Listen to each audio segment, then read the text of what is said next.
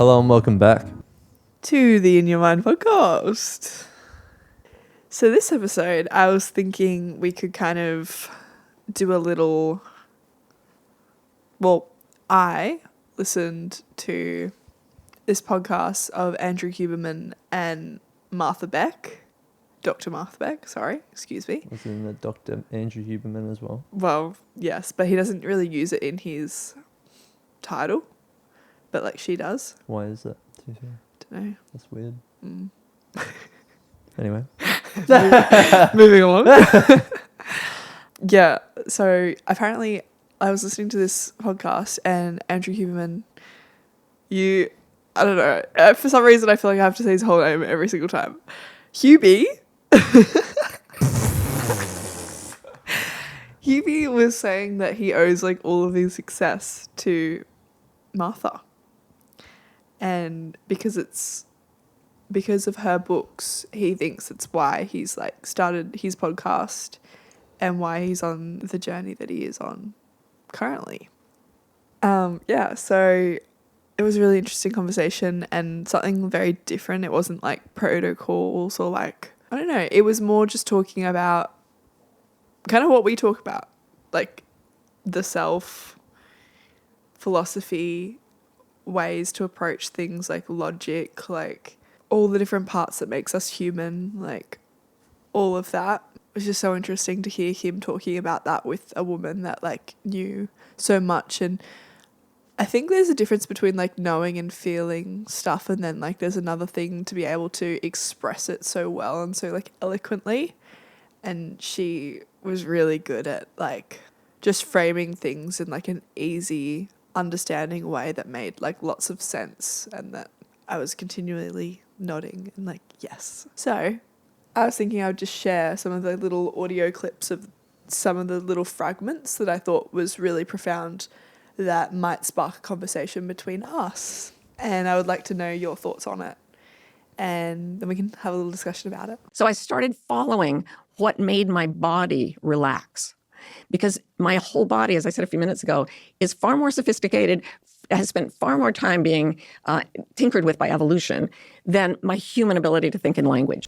I started following what made my body relax. Before that, she was kind of talking about how does she know what's true and what's false. She was talking about perception and illusions. A lot of the time, logically, we can't actually know anything. Mm-hmm. Yeah, I think that's fair. Isn't that what knowing is? It's just the relaxation as a result of things aligning. In your body? Energetically, I guess you could say. Like if information is energy and the information does not align with reality, you're going to feel some type of way. But if it does align and it slots in perfectly, it's going to be a relaxed state. Yeah, like easeful. Doesn't create any tension. I mean, intuitively, it makes so much sense, like thinking about it. When our body relaxes, when it causes no kind of like hunching of the back or no like sticky feeling of like resentment or like, I don't know, like sometimes when there's something behind it or attached to other meanings, it can feel weird. But that ability, I think, is really something we're circling back to in like Western society of like, I feel like we kind of separated from traditional wisdom knowledge. What do you mean? Like just believing that civilizations that don't have like fences and like etiquette and like there's certain things that we start to value, and we see something that looks opposing to that, and then we don't value their knowledge because of how we perceive it through our standards. But they have their own fences. Yeah. So what do you mean? I just mean that like I think that ability to like feel and know something when it sits right with you, when your body feels relaxed when somebody's saying something, and the ability to trust that feeling has kind of been like drummed out of us, or like it's kind of become a bit numb because we've been told like that doesn't mean anything, and we have these other ways of measuring things. And that we hold to like a higher standard, Mm. and we take with more like, we look at it with our head with more like, oh yes, yes, yes, but like we still know in our heart and in our body sometimes that things don't feel quite right, but we've developed this ability to like override that bodily feeling in some ways. And I think though we're at this point of time where we're circling back, a lot of all this then Western research is circling back to the fact that the body is like holds a lot of intelligence, like, and our feelings, our somatic sensations are like really important, and then controlling that and having a relationship with that, like breathing, meditation, understanding it, heart rate, like all of that, how it links with stress, how it links with like focus, like everything that we then value in our society has to then kind of turn back the dial. When you say there's not, like we override our own intuition, what do you mean? Like what's an example of that in your experience? I can't really think of an example. Well, I ask it because I don't see it in the same way. Like I don't think it's... Okay. Maybe it's not.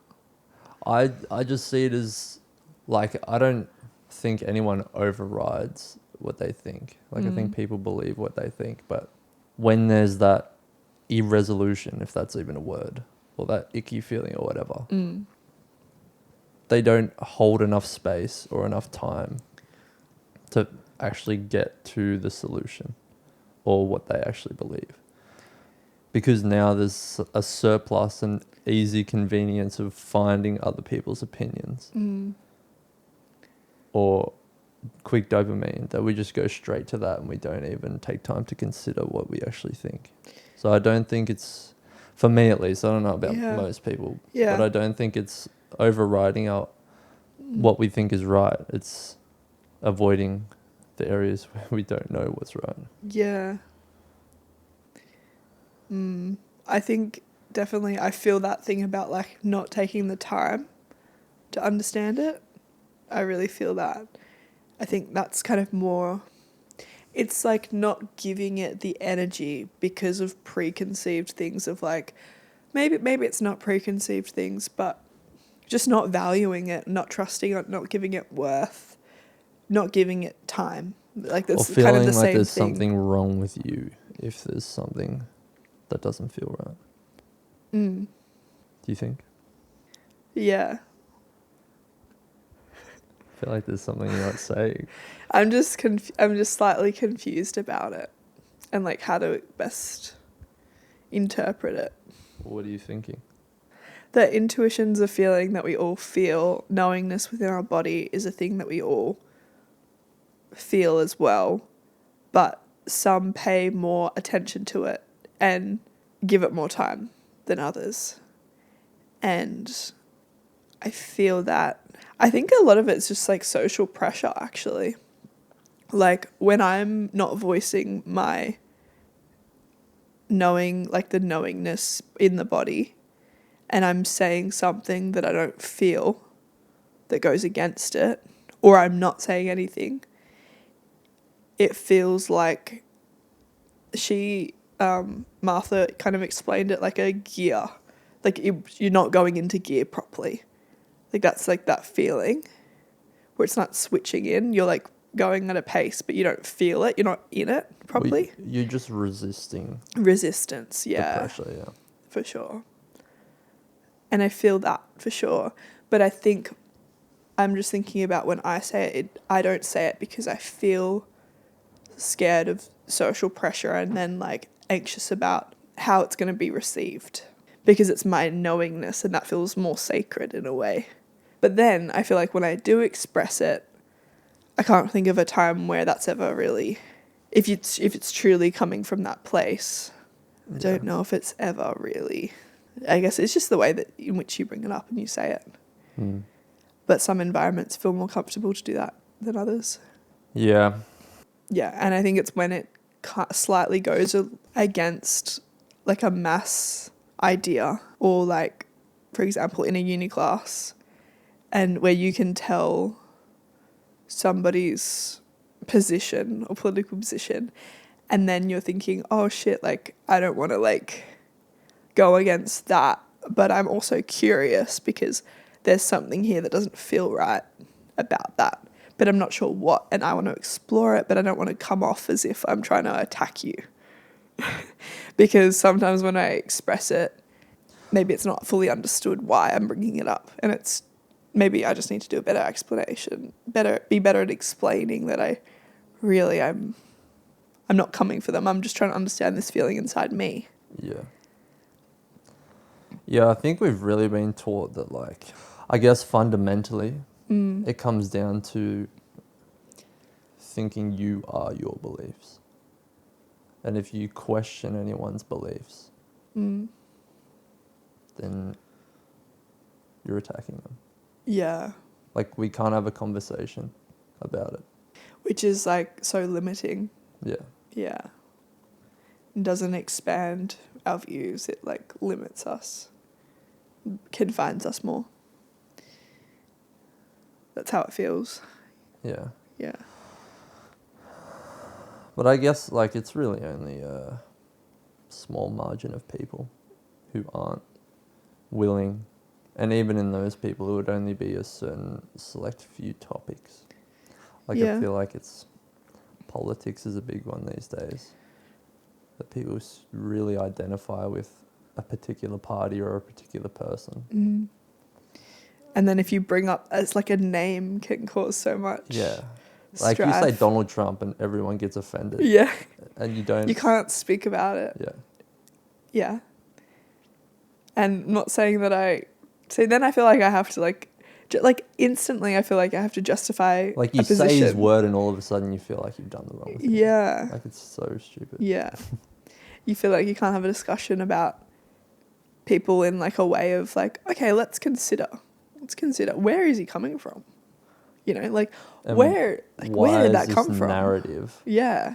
constructed in such a... Why does it create that reaction? Yeah. Don't know, like it's powerful, and it's like anything. Like, think what other kind of areas where you can't say things. Like it's a social pressure and confining thing that feels isolating. Well, I think it's less so these days, but I think like all the taboo topics, like mental health, drug abuse, sex, trauma and stuff like that. Yeah. But also I just realized that like really it all comes down to like I can control what I say, and I can also control how I react. Yeah.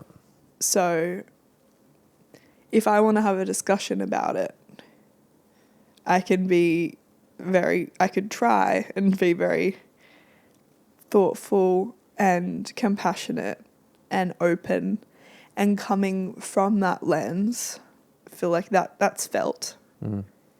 And really it's then like having courage to say things even if the social pressure feels like blocks, like bricks on top of you.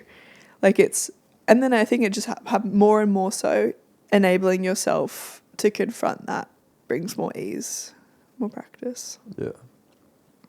So it's not on anybody else, because the uncomfortability is within me. Yeah. It's... Yeah. Yeah. If I want to change it, I want to see a difference, I have to do something about it. Yeah. Yep. Well said. Boom. Next one.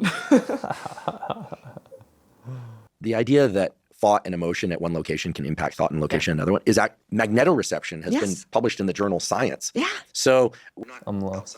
I can't follow him. He speaks too fast. What did he say? I don't know. the idea that thought and emotion at one location can impact The idea that thought and emotion at one location thought and location at another one is can impact thought and location at another one. Thought and location Thought and emotion at one location. can impact thought and emotion at another location. Like in your body. Like, it's unknown territory as of yet scientifically, but there's a lot of like anecdotal evidence behind it of like kind of like telepathy they're talking about, and they're talking about some like really early studies showing it. Well, that's what quantum entanglement is. Magneto-reception. Is that even a thing? Apparently, I've never heard of it literature. before. I think it's like telepathy, but I was just bringing it up to see if you have any thoughts on it. Well, my mind first goes to like this philosophy that all things considered, the universe is in balance. So as soon as a conscious being or a being that has the ability to influence its environment, that can shift the balance artificially, the universe has to compensate to keep things in balance. Does that make sense? What does that compensation look like? Well, the easiest way for me to visualize it is magnetically, or like, okay, imagine a lake Yeah. and there's a tarp over the top of the lake Yeah. and you jump on the tarp. What happens when you jump on the tarp? You influence the lake below you, and there's ripples. And there's ripples. Yeah. Yeah. That's essentially the same thing. Like you can influence one point, but in order for that energy to go somewhere, Yeah. it has to Disperse. disperse. And often times in life, it's so infinitely complex that can manifest in so many ways, and often in ways that you can never trace back to the original input. But sometimes it is clear. And when Sometimes it is, yeah. when you have like visions or ideas of like how you want something to go or be, or what you want your next job to look like, what you want your future Depends partner how to look conscious like. you are of it. Yeah, and how detailed you are. Yeah. Like, they both were kind of talking a lot about, like she has an exercise called like the perfect day. Joe Dispenza has like a very similar thing of like envisioning, you know, you want to, it's just manifesting things with real detail. Yeah. And they were kind of explaining like we don't have the language to explain how this works. We just have like evidence that we've done this before in our lives. Like most people have done it in some capacity. Yeah. And probably a lot of it has to do with like attention 100%. and your RAS, and like 100%. once you put something out there, like your brain is like a strategic planner. Like you're constantly finding solutions for little fragments of thoughts that you've been having. Like you're collecting that information, you're going towards opportunities. Like that's what you're doing, is fixing things and bringing things together. And yeah. So, I mean, yeah, that idea is just, I think I was more excited just to see like Andrew Huberman platforming something like that and showing support behind it. Because like it has been so taboo and so like, oh, like just like not well understood, because it's not science, physical. it's not physical, and right now we don't have like the measurements to really be able to measure the phenomena. Dude, like I don't know in if a we way. ever will. Yeah. Because like the way I imagine it, and I kind of discovered it when I was writing my book, as I am writing it. Like, there's the physical plane that we're all familiar with, and there's also the mental plane where like your thoughts exist and emotions exist. Like they exist in your body, and like they kind of intersect with each other. Yeah. But they're not the same thing, obviously. Your emotions and your thoughts. Is that what you're saying? No, your mental and the physical plane. Mental and physical Like plane. your thoughts Yeah. aren't this couch. Like Yeah. You can have you thoughts can about interact them. physically with this couch, but Yeah. you can't necessarily interact physically with a thought. So, but they kind of behave in the same way, in that you can create a plan and execute it mentally. You can visualize it and you can do it mentally. And you can execute a plan and visualize it and do it physically. Yeah. And to do something physically well, you just have to be focused. Yeah. If you're not focused, you're going to trip, stumble, fall. If you're building something, you're going to hammer your own hand. Like, you got to be present and focused. And it's the same thing if you're trying to do something mentally.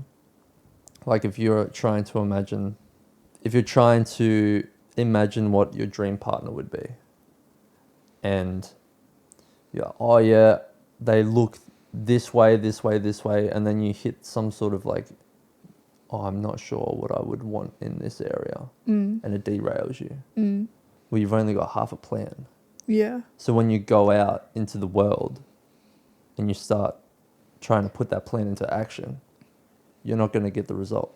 It's like You're missing pieces Exactly. of the puzzle. Yeah. You bought a puzzle, but you bought half the puzzle pieces. And you might get something like it, Yeah. but you're leaving way more of it up to chance. Yeah. So it's clarity of a plan, clarity of an action. Yeah. So it can become an action and And a you might physical ask, thing. how do I get clarity? How do I know? It's the fun part. You get to make it up. Yeah. You literally get to decide. Like, I think that's what people mean when they say there's no rules. Yeah. Like, you get to literally decide it exactly how you want it. There's no right way to do it. And it's crazy, like, the people who live the greatest lives are the people who are just willing to take risks and dare to try. But they're only seen as risks to people who don't understand that that's how it works. Like, it might be a risk for you to go surfing at 6 foot waves if you don't understand how to surf. But for someone who's done it a few times and they kind of understand how to stand on the board, and if they fall off, they just do this and they'll be okay. You're just interacting with that more frequently, so you get more confidence in the ability to see it come into fruition. And you build a better mental picture of what surfing a wave looks like, so you can. Yeah. But how do you do that? You got to surf the small waves first. Yeah. Take smaller risks. Build confidence. But it's so exciting to be in this era where all these things are starting to, because it comes with way more ease to have a bit of social understanding as well. I'm glad that this isn't a niche thing. Born 50 years ago, this would be way more taboo, or I think it still is, though. it still is for sure, but where I feel like we're on this right now is a time of such change, and It's it the could dawn go of a new era. it could go either way. Yeah. But there are so many people working towards their best versions of themselves, and are understanding that their influence and the role that they play, and there's just so much goodness out there right now. And there is a lot of harm and there's a lot of sadness too. When you go back fundamentally, how do you understand happiness without understanding sadness? How do you feel? How do you have the different types of emotions if you've never experienced the other one? Yeah. The kind of pseudo proof that I've run this balance idea through is if it was unbalanced even by the smallest fraction over the billions and billions of years that the universe has existed, frankly, we wouldn't exist. Because I don't know if you could say that, because I think life finds a way no matter the circumstance. Reality could look completely different, but that's not to say life couldn't exist in some other form. But Yeah. But what we've got to today, it would eventually deteriorate or accelerate into faster and faster rates of decay or change that might not be decay, change to the point that we can't keep up. And I think that's what's happening, with artificial intelligence and many other things, just technology. So maybe it's not balanced. there's an Eastern tradition. I was listening to an Alan Watts thing the other day, and he said that we are in the period well, he met with people who told him that we're in the period of destruction and that it's okay, it's a cycle, it's supposed to go through this. Yeah. And the period of destruction will last, a few hundred years. Yeah. But on the other side of that, there's rebirth. Yeah.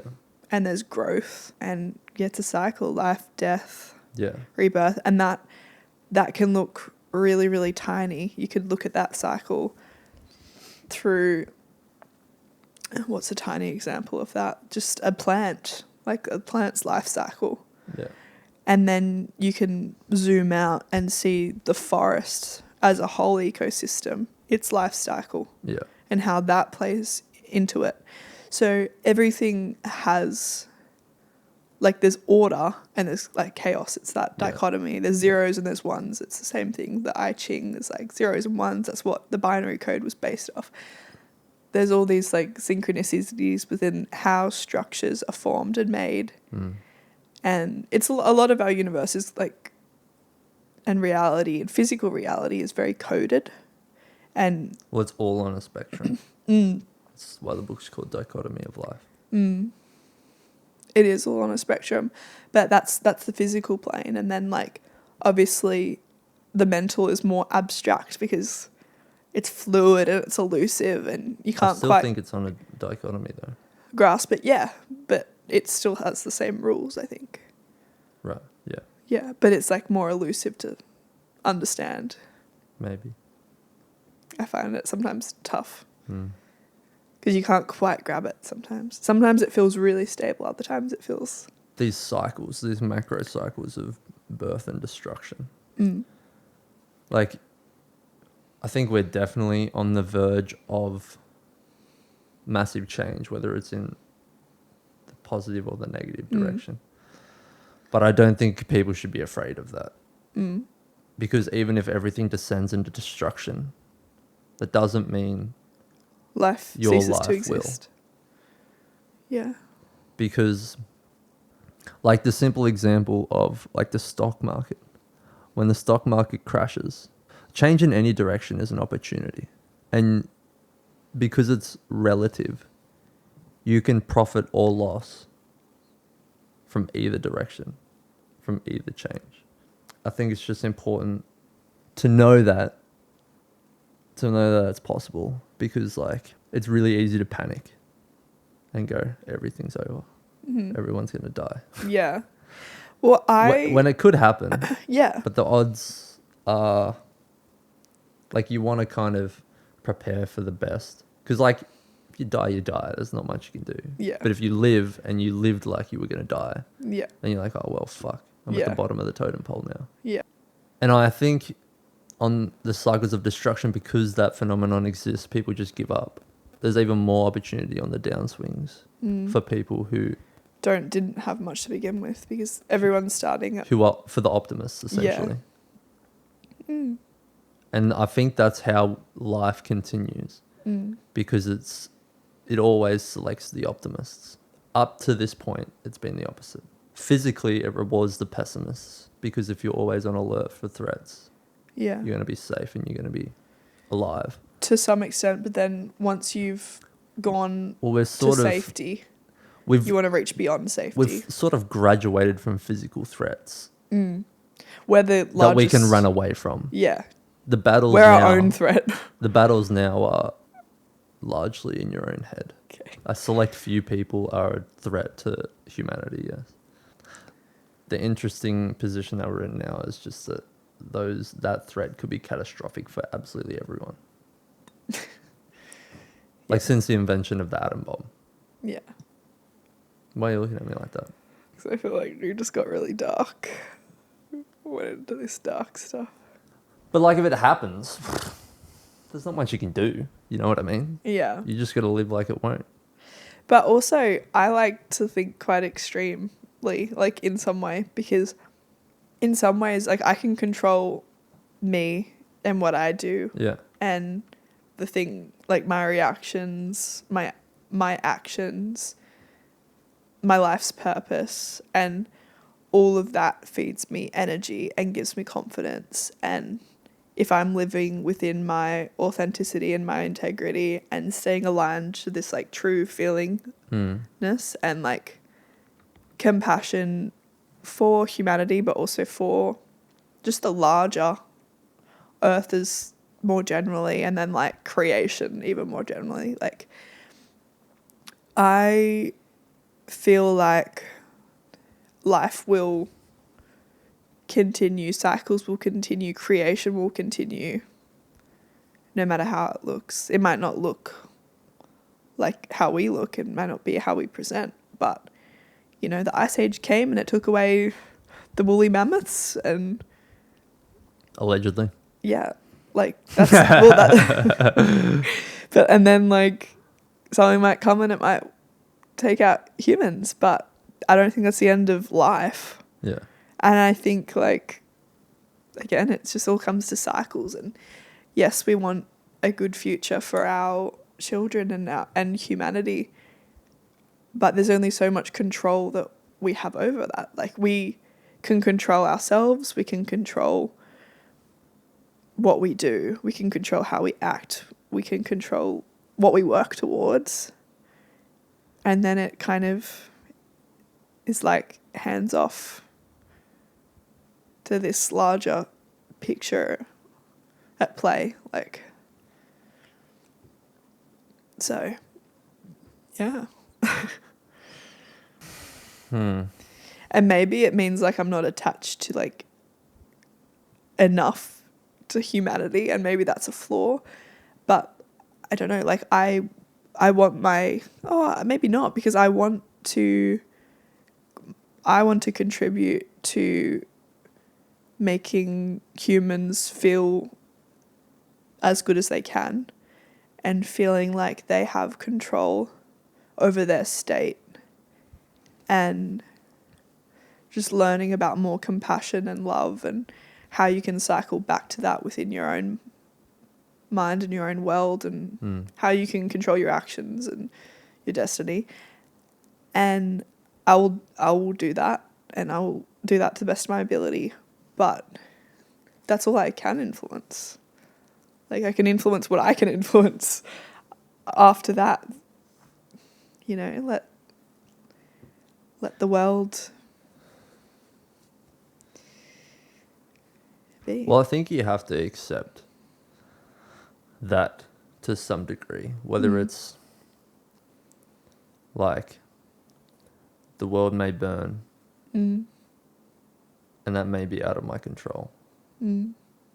But I think you've got to accept that to actually fully dive headfirst into doing as much good as you can in your life.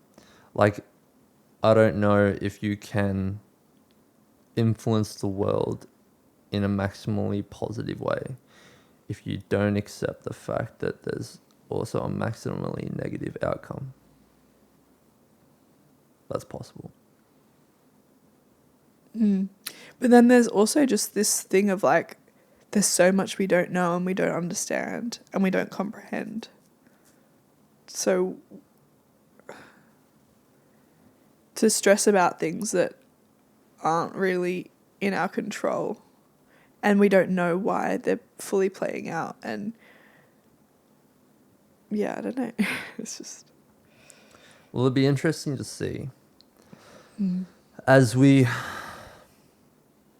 Well, this is kind of a testing point, I think, as to whether we can actually be present enough to overcome these obstacles that we're beginning to face. Like, going back to the fact that, or just like the politics example, if we can't have a conversation about things, about beliefs that we have, Yeah. we're not going to be able to overcome the obstacles that are associated with that. Yeah. And eventually, if it's not attended to, like, those problems grow bigger and bigger. Yeah.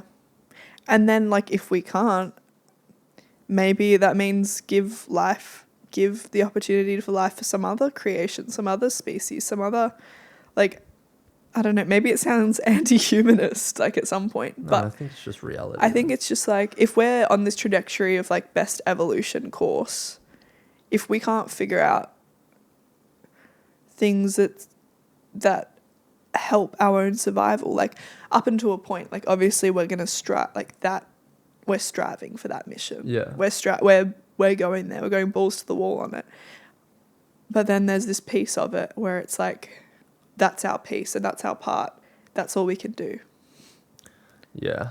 I think for me, Yeah.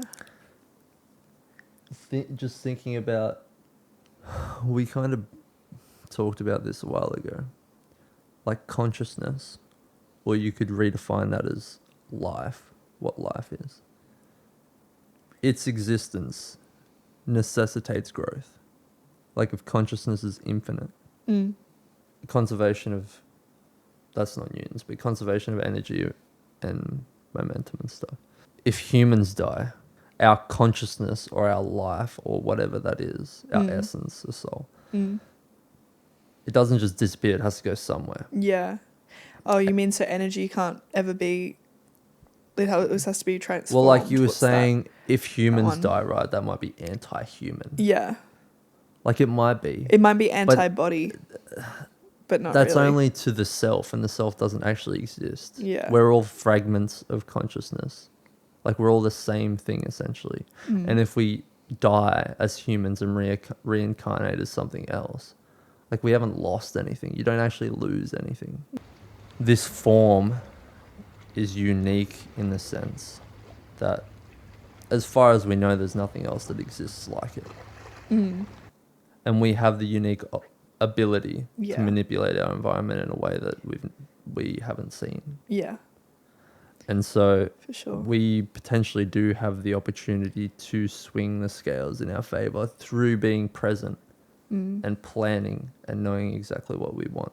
And we have this ability to tap into these bodily sensations that are so real, and the ability to create and use our hands, and all of that is like so incredible. And that human ability is like really incredible. And the way to have this human experience is a gift. Yeah. And I think like all life forms have that capacity, but for some reason, somehow we just have more skill points in intelligence, if you would call it that. Do you know what I mean? Like we're more developed in this way.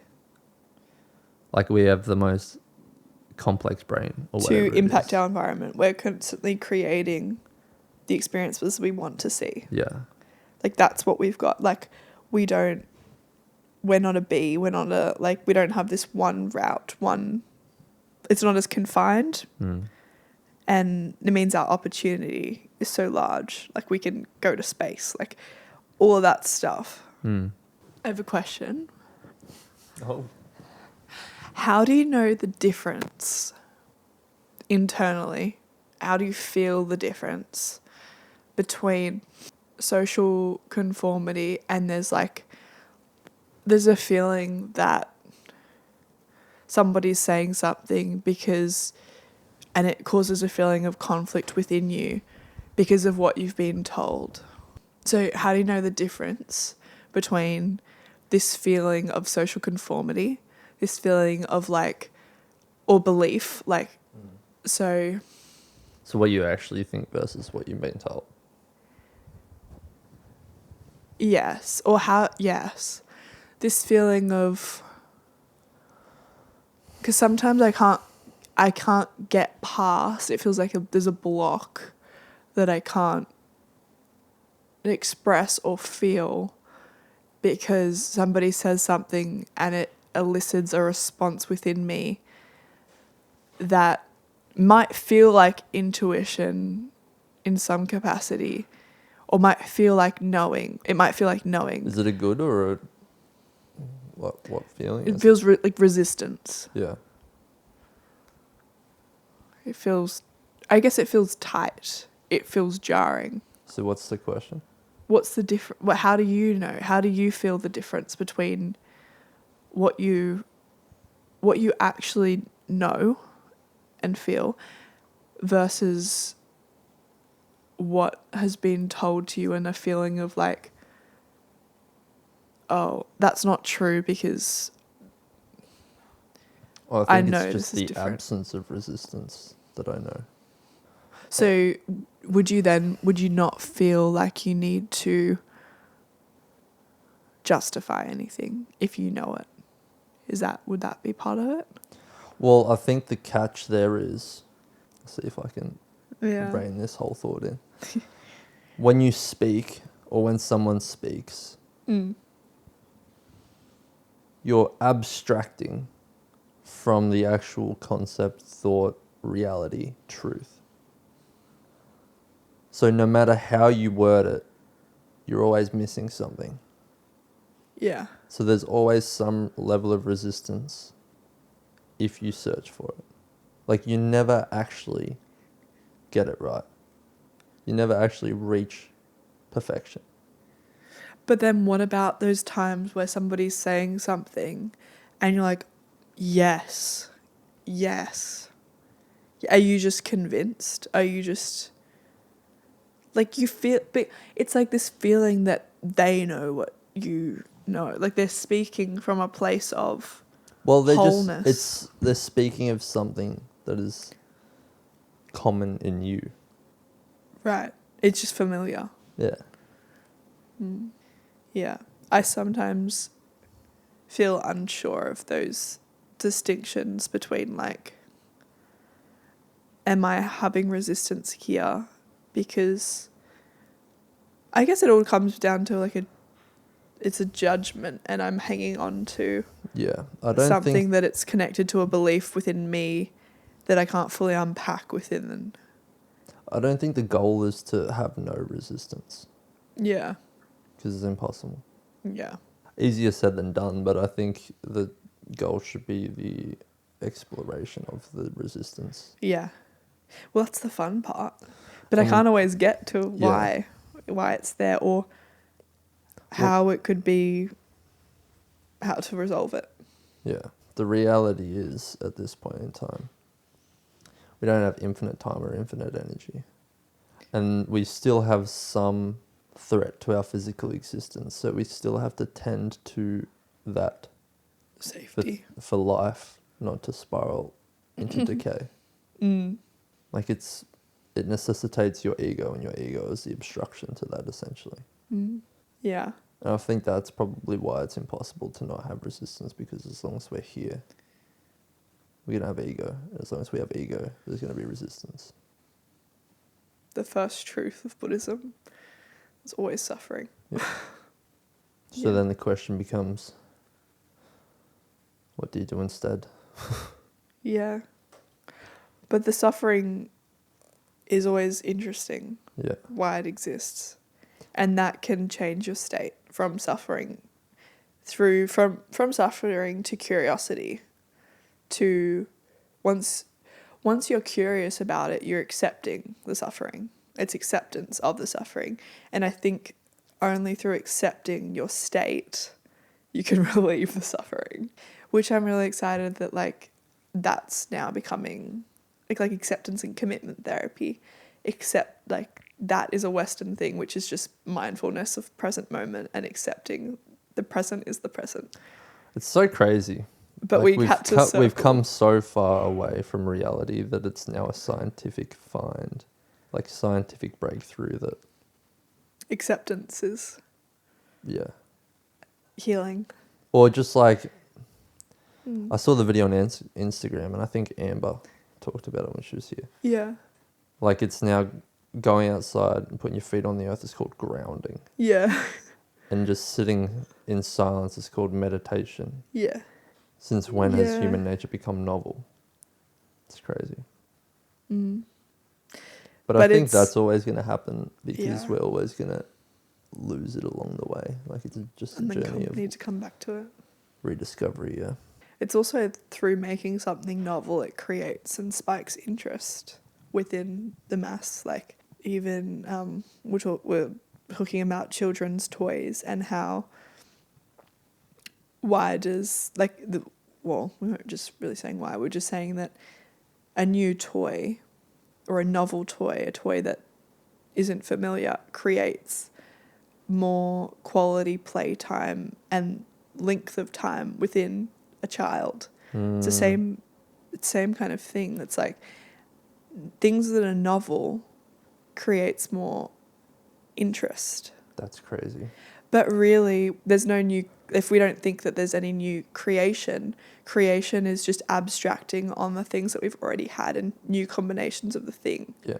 But it has to be different enough to cross over to this novel experience.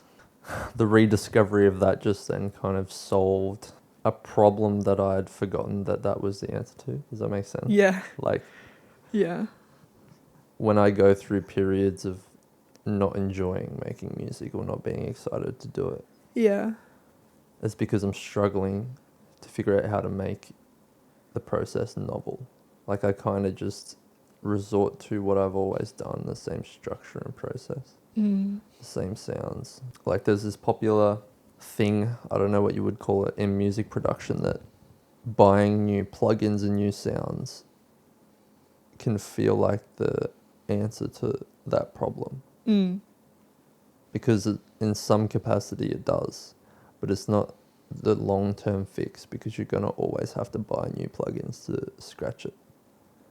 It's understanding for you how you can reinvent the process and keep it interesting outside of what plugin can I buy,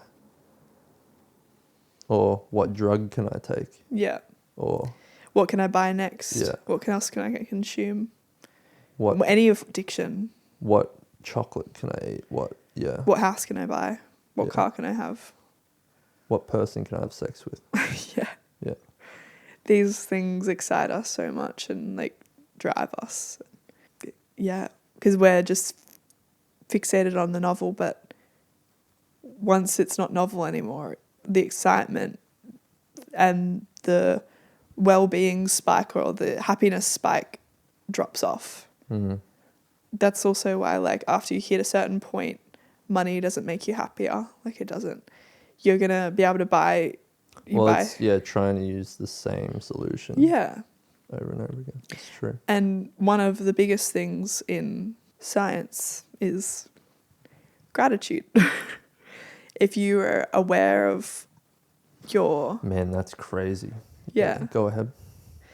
If you are aware of your privilege and you are present with what you have and the opportunities that you have and what it means for you and how it adds to your life, it increases your well-being, and that experience can extend. It extends and it multiplies into all aspects of your life. That's the thing that can create and can expand your appreciation and your excitement for life. It's gratitude. Yeah. Because it multiplies, it doesn't deteriorate, it doesn't drop off. It's crazy. You saying that just kind of slotted the puzzle piece of gratitude into my worldview. Because I understood that gratitude made you feel good, but what role did it play? When do you employ it, and how, and what's the point, if that makes sense? Yeah. It's not that nihilistic, but Yeah.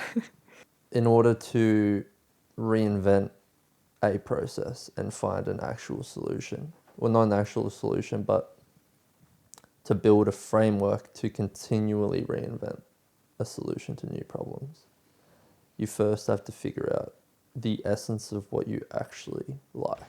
It could be in gardening, it could be in music, it could be Yeah. in your work. Something that doesn't fade. And how do you figure that out? Well, you got to find what you're grateful for. Because in that, you actually find, well, you find more about yourself, you find more about what you like. And by focusing on that, you can then grow it. It's like taking the things you like, literally finding the things you like in something. And then like, okay, how can I use these things now? Rearrange them in a new way to make it novel. It's crazy. It's crazy. That might not feel as profound for other people, but what do you think? I think that it's funny again that we've like it's all these things that we kind of brush past because they don't seem as exciting or as novel because we've heard it all before. Be grateful, like, but it doesn't we don't truly understand the essence of it. Even like all these concepts that we don't reach a deeper understanding, or they don't hold as much meaning, so we skim past it. Because when it's first presented, a lot of the time I think things are presented to us and we're like, okay, I've heard that. It's that thing again. Oh yeah, great. Like, but it's not until you really play with it, until you really keep coming back to it, in which you can realize its profoundness. Do you think, because like, expanding on that, it kind of seems inescapable that to some degree it has to come from the right person at the right time for you to actually be open and understand it to the point where it clicks? I think that that's where our unique paths come into it, and how our unique timeline of everybody's journey is different. Everybody's understanding is different. Everyone will reach it at the right time. At the right time for them, when they can achieve it. That's why you can't tell anyone else to really do anything and make it stick. Like, you can only lead by, that's the other thing of leading by example, modeling behavior. If you tell somebody to do something, they're not going to want to do it. You know something that you think you know something better than me. Like, it happens for me, it happens for all of us. Like, that's just the way it goes. But if we see something and we decide that it's our own idea of it, if we're seeing it happen, or if it reaches us when we're in this peak of needing just that specific thing, we look at it and we look at it in this full new light. And that's when we let it in. Or that's when we give it enough time and attention. And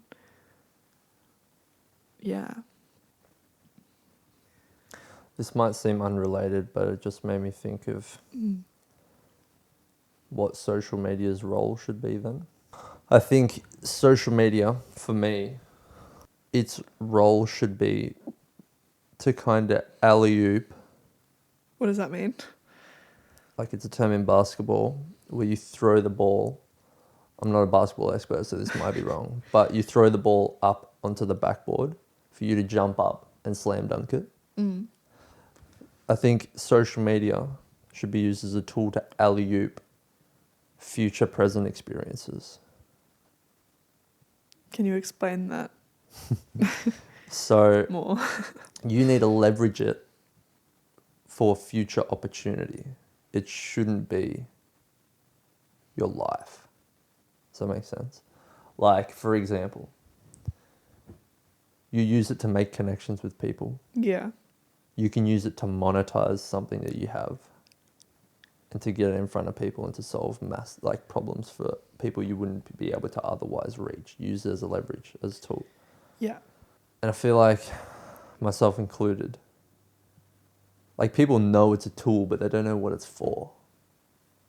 And I think it's to alley-oop future opportunities. Yeah. But like, well, what opportunities do I want?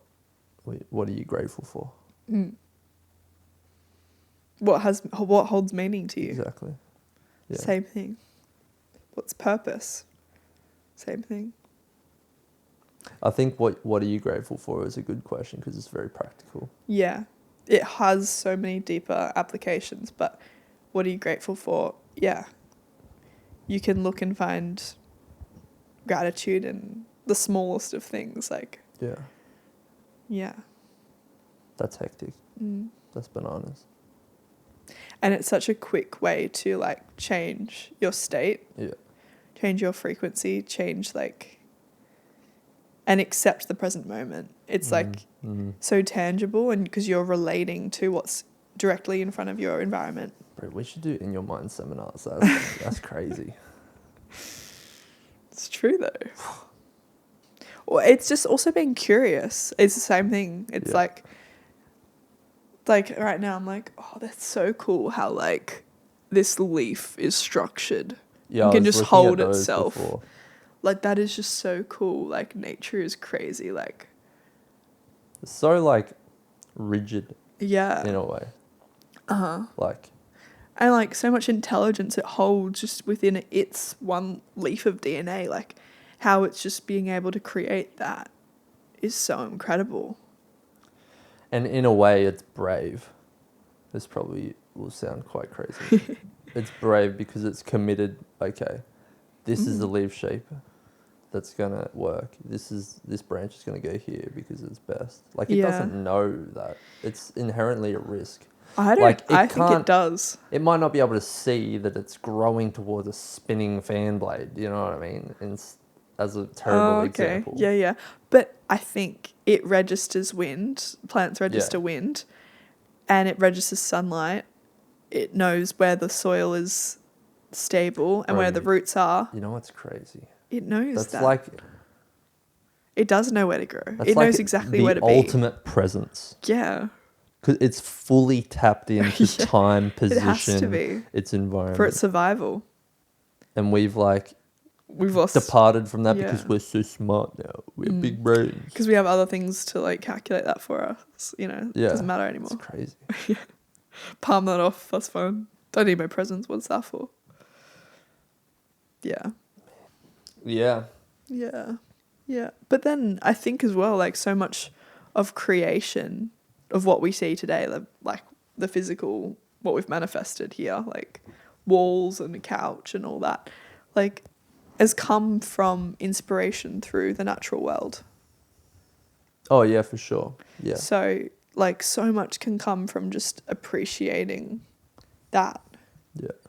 And meditating on it could be a man-made object that then you can then extrapolate from, because its original extrapolation, if you trace creation back comes from nature. Yeah.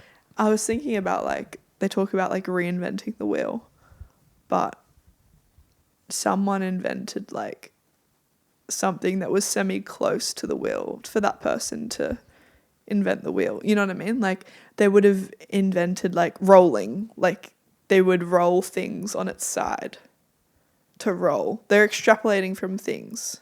Then they could cut that in half and then like, oh, you could attach it to here. You know, you kind of know what I mean? Like it's only a few steps I'm struggling removed. to actually figure out in what sense are you using that term. Like a literal wheel. Yeah, I know. Like, do you mean reinvent the wheel as in like don't bother trying to put work into something that's already been, like the groundwork has already been done essentially? I'm just saying that we think it's this whole new creation, reinvented, like making a wheel. Like the conception of the idea. The conception of the idea, but it's not very far removed from something that was, like there would have been so many inventions. It wasn't just nothing and then the wheel, you know what I mean? I think there are examples of that though. I think the wheel is one. But I don't think so. Like surely they were rolling stuff on its side, and then they were thinking, what if I place something on top of it? You know what I mean? Well, you don't know how they thought of it. I don't know how they thought of it, but I'm just thinking that like surely there are zeros, right?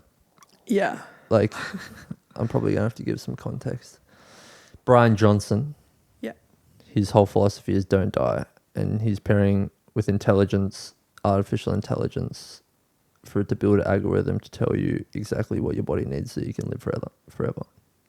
And he said AI is going to be able to produce these things called zeros very easily, which we cannot do very easily because we think by first principles is very logical. Like, for instance, Einstein's theory of relativity wasn't built off any preconceived ideas. Like, when he came up with it, it was just like, what? This makes no sense. It's completely detached from anything we know. I really struggle with that because it had to come from somewhere. The subconscious, from God, from the infinite intelligence. That's where it comes from. But it's a new idea, essentially. One that doesn't exist. Because, like, one that you can't it'd be trace foolish back. to think that everything that exists is everything that's possible to exist. Yeah. No, that's not kind of what I'm saying. I'm just saying that, like, everything builds on something. You create a foundation, you create a house. But You in the beginning, there build- was nothing. You build from something. Yeah. There was nothing, and then there was a roof, and then we decided. No. In the beginning, there was nothing. Yeah. The universe was empty. We don't know, but Well, it's Yeah. an example of yeah. from 0 to 1. I'm just saying that I don't believe You don't think real zeros exist.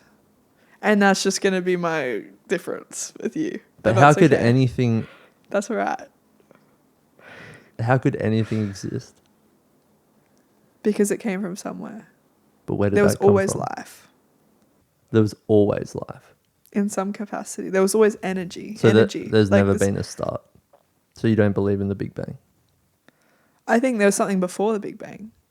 Whether it's like microscopic, like one little dot in the whole of the universe, like But where did that come from? I reckon it's always been there. Yeah, who really knows? Yeah.